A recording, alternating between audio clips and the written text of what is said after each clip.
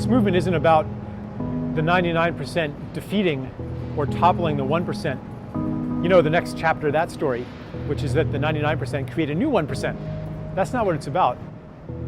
What we want to create is the more beautiful world our hearts tell us is possible, a sacred world, a world that works for everybody, a world that is healing, a world of peace. You can't just say, we demand a world of peace. Demands have to be specific. Anything that people can articulate can only be articulated within the language of the current political discourse.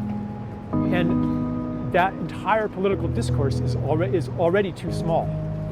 And that's why making explicit demands kind of reduces the movement and takes the heart out of it. And so it's a real paradox. And so I think that the movement actually understands that. The system isn't working for the 1% either. You know, if you were a CEO, you would be making the same choices they do. The institutions have their own logic. Life is pretty bleak at the top too.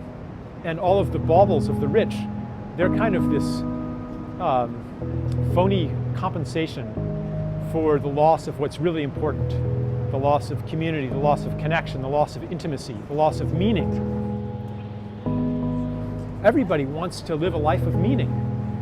And today, we live in a money economy where we don't really depend on the gifts of anybody, but we buy everything.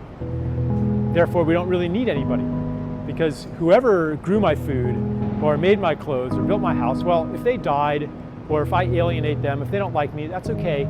I can just pay somebody else to do it. And it's really hard to create community if the underlying knowledge is we don't need each other. So people kind of get together and they act nice, or maybe they consume together. But joint consumption doesn't create intimacy. Only joint creativity and gifts create intimacy and connection. You have such gifts that are important. Just like every species has an important gift to give to an ecosystem, and the extinction of any species hurts everybody. The same is true of each person, that you have a necessary and important gift to give. And that for a long time, our minds have told us that maybe we're imagining things, that it's crazy to live according to what you want to give. But I think now, as more and more people wake up to the truth that we're here to give, and wake up to that desire, and wake up to the fact that the other way isn't working anyway, the more reinforcement we have from people around us that this isn't crazy, this makes sense, this is how to live.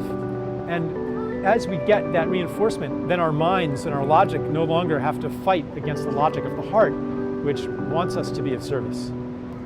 This shift of consciousness that inspires such things is universal in everybody, 99% and 1%, and it's awakening in different people in different ways.